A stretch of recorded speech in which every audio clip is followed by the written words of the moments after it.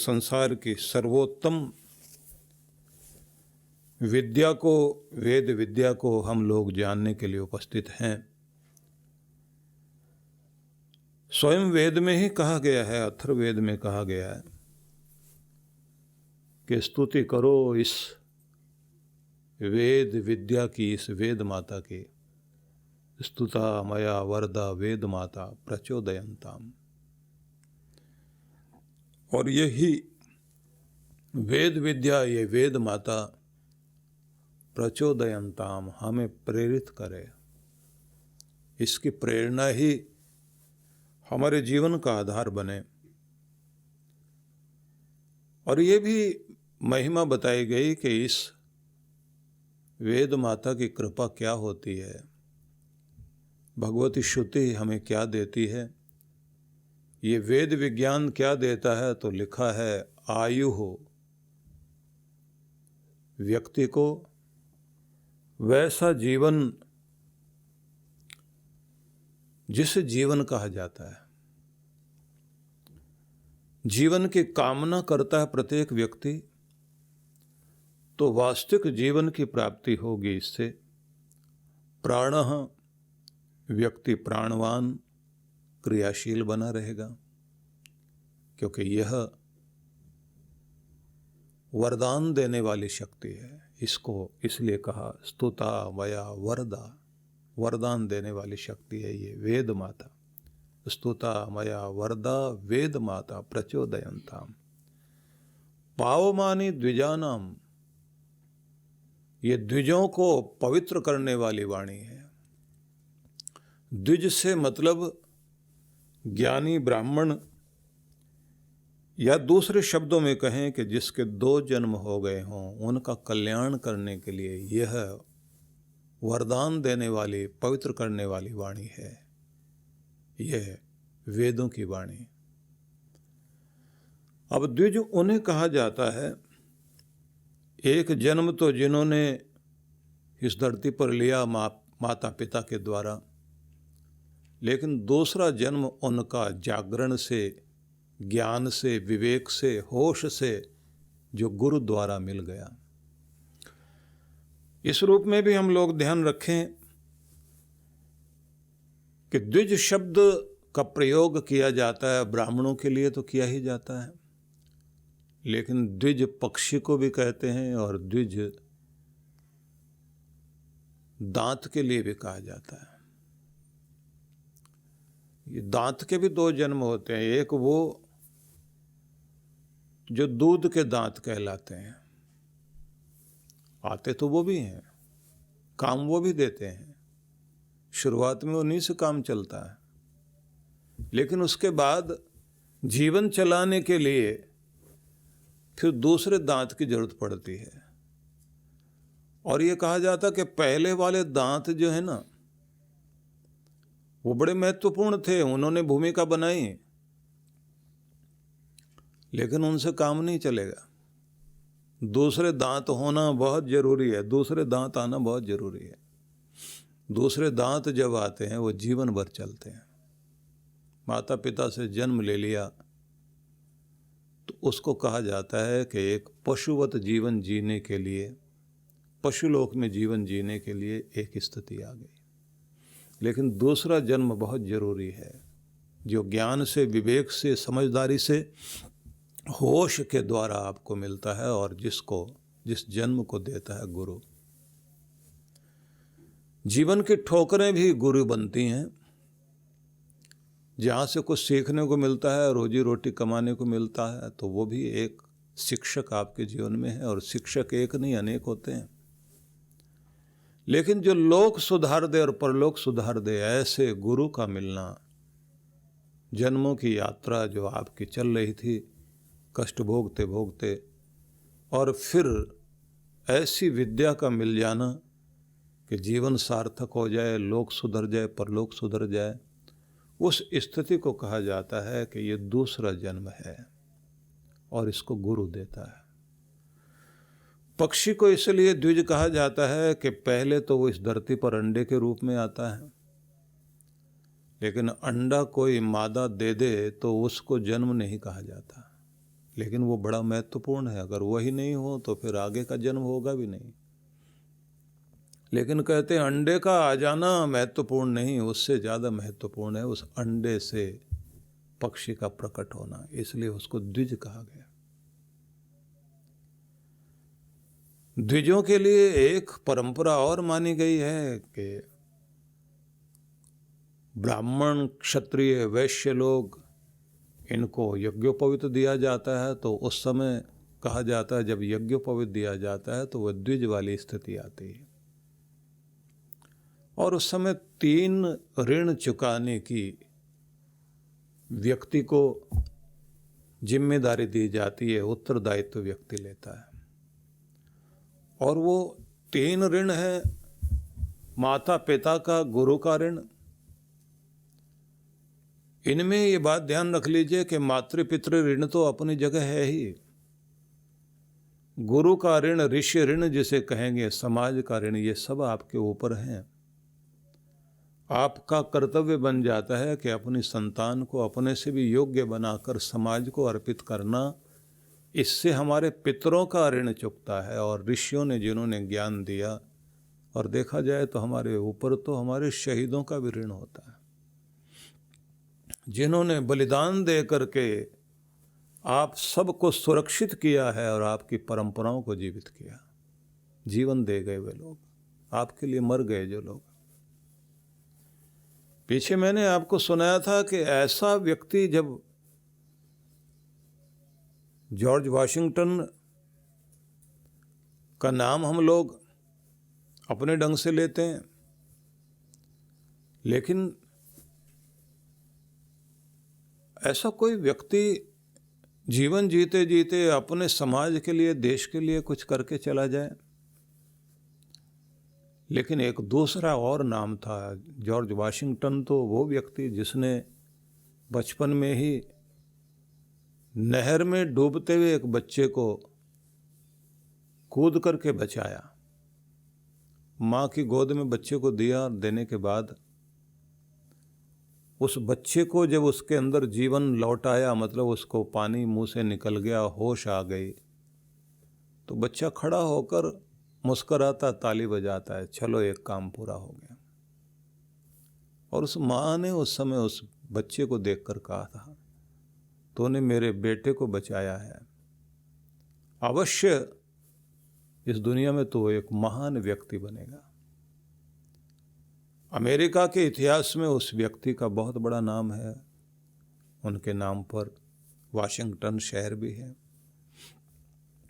लेकिन एक और नाम, जॉर्ज बर्नार्ड शॉ, जिसकी चर्चा मैंने पिछले दिनों की थी, उसने अपने पूरे जीवन में प्रकृति को बहुत प्यार किया, प्राणियों को प्यार किया, और प्यार भी इस तरह का कि वो कहता था कि दोस्त बनाए हैं मैंने जीव जंतु, पशु पक्षी, कीट पतंग, मैं इनके साथ बैठता हूँ, इनको सुनता हूँ, इनकी उड़ान देखता हूँ, पक्षियों की उड़ान देखता हूँ। ये गायें भैंस, ये भेड़ बकरी, ये कुलाचे भरते हुए हिरन, ये खरगोश, ये मेरे मित्र हैं। लोग कहते थे कि इनका भोजन किया जाता है, मीट मांस खाया जाता है। वो कहता था कि दोस्त को खाना मैं तो नहीं कर सकता, कोई और करता हो तो वो जाने। लेकिन व्यक्ति की बात है कि वो किस तरह से समाज को ऋण चढ़ाता है। जो उसने लिखा, जो उसके नाटक हैं, जो उसका दर्शन है, उसका चिंतन है, वो तो अपनी जगह बहुत बड़ा है ही। लेकिन जीवन में भी व्यक्ति के हो, जब डॉक्टर ने ये कह दिया कि आप बहुत बीमार हैं और आप बचोगे, तब जब आप कुछ जीव जंतुओं के मीट का सूप पियोगे तो उससे तुम्हें ताकत मिलेगी, बच जाओगे। मर गया वो व्यक्ति, लेकिन मरने से पहले वसीयत कर गया। और वसीयत में लिखा कि श्रद्धांजलि देने के लिए 3 तरह के लोग मुझे चाहिए। एक तो भेड़ बकरियां, ये जो चौपाए हैं, दूसरे उड़ने वाले पक्षी, तीसरे जो जलचर हैं जो पानी में रहते हैं। और ये भेड़ बकरियां जब चल रही हों तो इनके गले में एक पर्ची जरूर लगा देना जिस पर एक प्रार्थना लिखी हुई हो। और वो प्रार्थना, क्योंकि अंतिम समय में किसी को भी श्रद्धांजलि देते हुए प्रार्थना की जाती है, भगवान इसको स्वर्ग देना, ज़्यादातर लोग प्रार्थना करते हैं सदगति मिले। मेरे लिए ये जीव जंतु, मेरे दोस्त मेरे लिए प्रार्थना करें जिस पर लिखा हुआ होगा, हे भगवान तो बहुत दयालु है, इस इंसान पर दया करना, इसने जिंदगी हमारे लिए दी है लेकिन कभी मीट मांस नहीं खाया, ये हमें बचाने वाला, दया करने वाला इंसान था, इसलिए इस पर आप जरूर दया करना। ये प्रार्थना मेरे लिए जीव जंतु करें। इसलिए उनके गले में ये छोटी सी पर्ची लगा देना। ये वकील को बुला के वसीयत लिखी थी उसने और उसके बाद मरा। तो ये लोग जो आदर्श बनकर समाज में, दुनिया के किसी भी कोने में कोई व्यक्ति है,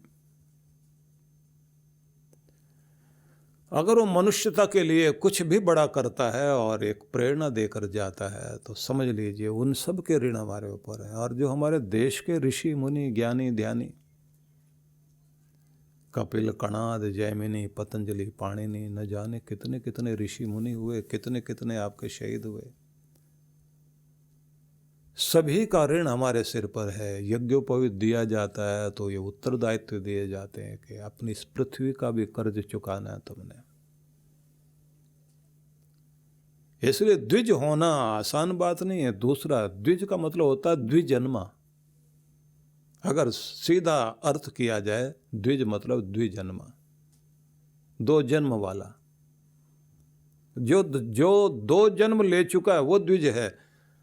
तो इसलिए मंत्र बड़ा अद्भुत है जिसमें कहा गया है कि इस वेद माता की स्तुति करो। मैंने की कि ये वरदान देने वाली वेद माता है जो पवित्र करती है, प्रेरणा देती है, जीवन को पवित्र करती है, आयु दे, प्राणम और जीवनी शक्ति दे, क्रियाशील जीवन बना दे। प्रजाम पशुम, प्रजा मतलब उत्तम संतान। अब उत्तम संतान में अगर विवाह नहीं है तो जो आपको माने, और गुरु के लिए तो उसके शिष्य ही उसकी संतान होते हैं। तो संतान का मतलब ही होता है तनु विस्तारे, जो आपके महत्वपूर्ण सिद्धांतों का विस्तार कर दें, फैला दें, जो रोशनी आगे बढ़ाएं, जो अच्छाइयों को दुनिया में जीवित करें। इसलिए अगर एक भी योग्य संतान है तो तारे हजार होंगे लेकिन एक सूरज या एक चांद काफी है। एक योग्य संतान, योग्य शिष्य इस धरती पर गुरु के महान परंपराओं को जीवित करते हुए और उस तरह से जीता है कि उसके द्वारा समाज को भी बहुत कुछ मिलता है और उसका खुद का जीवन भी धन्य हो जाता है। इसलिए ये ध्यान रखिए कि यह वैदिक वाणी, ये वैदिक संदेश, वेदों का पाठ करना, वेदों के मंत्रों का उच्चारण करना कितना अद्भुत है। कहते हैं आयु देगा, ये प्राणवान कर देगा। उत्तम संतान, संतान को उत्तम बनाने में जिसका आशीष मिलता है, पशु, गौधन, बाजधन, जिसको पशुधन कहेंगे, अश्वधन कहेंगे, गजधन कहेंगे, जितना भी श्वेत क्रांति कह लीजिए कि सब तरह की समृद्धि जिससे मिलती है, कीर्तिम, और जिससे जीवन में और जीवन के बाद भी कीर्ति मिलती है। दो तरह की कीर्ति है। एक वो जो क्षणिक, थोड़ी देर के लिए, थोड़े समय के लिए जीवन में आए। एक कीर्ति उस रूप में भी हम मानेंगे जीवन भर जो कीर्ति रहे, लेकिन जो जीवन के बाद भी कीर्ति हो, ऐसी कीर्ति इस आशीष से प्राप्त होगी। द्रविणम धन संपदा। अब यहाँ द्रव शब्द और द्रव्य शब्द और द्रवित शब्द, इन सब को एक साथ जोड़कर देखिए। जो चीज बहती हो, लगातार चल रही हो, जिसको हम लोग करेंसी बोलते हैं ना, करंट, प्रवाह। इसलिए करेंसी को भी करेंसी इसलिए कहते हैं जिसमें करंट है, मतलब करंट वो बिजली वाला नहीं, प्रवाह है जिसमें जो बह रही है, लगातार बह रही है। ऐसा धन जो लगातार आता जाए, आपके जीवन में बहता जाए, उसको द्रविणम कहा गया। और इसी में आपकी चल अचल संपदा सब आ जाती है। धन भी, धान्य भी, संपदा भी, भूमि भी, भवन भी, भोग ऐश्वर्य भी, सबको आप एक जगह जोड़ दीजिए। ये सारी चीजें जो अब तक बताई गई, ये लौकिक चीजें थी। आगे जाकर के कह दिया गया कि इतना ही नहीं, ब्रह्म वर्चसम, ये वैदिक आशीष आपको जो मिलेगा वेदों से, ब्रह्म वर्चस की प्राप्ति होगी। प्रभु की वह कृपा, ईश्वर की प्राप्ति और उनकी कृपा, दोनों चीजों की उपलब्धि जीवन में होगी। तो लोक भी सुधर जाए, परलोक भी सुधर जाए। ऐसी कृपा जिसके द्वारा होती है कि वह है ये वेद। इसलिए वेद के मंत्रों का पाठ, हाँ ये बात अलग है, एक समय आया जब बड़ा निषेध वगैरह शुरू हो गया कि ये पाठ कर सकते हैं, ये नहीं कर सकते, इनको अधिकार है और इनको अधिकार नहीं है। क्योंकि बचाना था वेदों को। कौन से ग्रंथों तक लोग जाकर के ग्रंथों को अपवित्र कर दिया। प्रक्षेप कितने सारे हमारे ग्रंथों में आ गए, मिलावट की गई ग्रंथों में। वेद पवित्र बने रहे। महान पुरुषों ने बड़ा ध्यान दिया है, और इस परंपरा में हम लोग और भी बहुत सारी चर्चा करेंगे। लेकिन मैं आपको ये जरूर कहना चाहता हूँ कि इस बात को ध्यान में रख लेना कि वेदों के मंत्र वो तो है ही परमात्मा की वाणी, लेकिन उससे भी ज़्यादा ये बात ध्यान रखिए, इनका प्रभाव आपके लोक और परलोक दोनों में जाता है, जड़ चेतन में जाता है। इनका जो पाठ करने का तरीका है, अगर ठीक ढंग से पाठ कोई करता हो तो इस ध्वनियों का और इन स्वरों का प्रभाव पूरे ब्रह्मांड में इस अद्भुत ढंग से कार्य करता है। एक अच्छी वाइब्रेशन शुरू हो जाती। सद्गुरु श्री सुधांशु जी महाराज द्वारा मानव सेवा को समर्पित संस्था विश्व जागृति मिशन वर्ष 1991 से धर्म, समाज एवं मानवता की सेवा में संलग्न है। यह संस्था 90 मंडलों, सेवा केंद्रों के माध्यम से न केवल भारत अपितु देश के बाहर अनेक देशों में सेवा के कार्य कर रही है।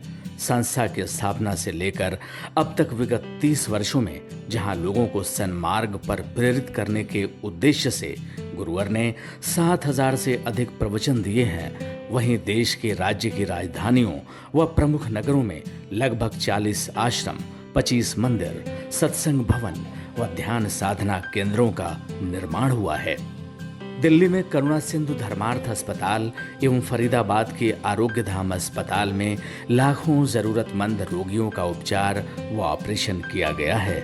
अनाथ गरीब बच्चों के लिए सूरत में अनाथाश्रम, दिल्ली एवं कानपुर में गुरुकुल, फरीदाबाद में ज्ञानदीप विद्यालय, मुरादाबाद में सृजन प्राइमरी स्कूल, झारखंड के रुक्का खूंटी गांव में आदिवासी बच्चों के लिए 2 पब्लिक स्कूल समेत दिल्ली में उपदेशक महाविद्यालय भी बनाया गया है।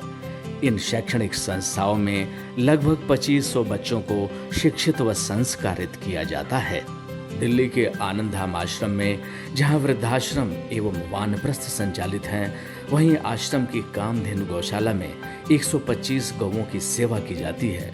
कामधेनु गौशाला की तरह ही देश के प्रमुख नगरों में 7 अन्य गौशालाएं भी संचालित हैं। साथ ही पूजा पाठ, यज्ञ अनुष्ठान से लोगों में धार्मिक भावना जागृत की जाती है।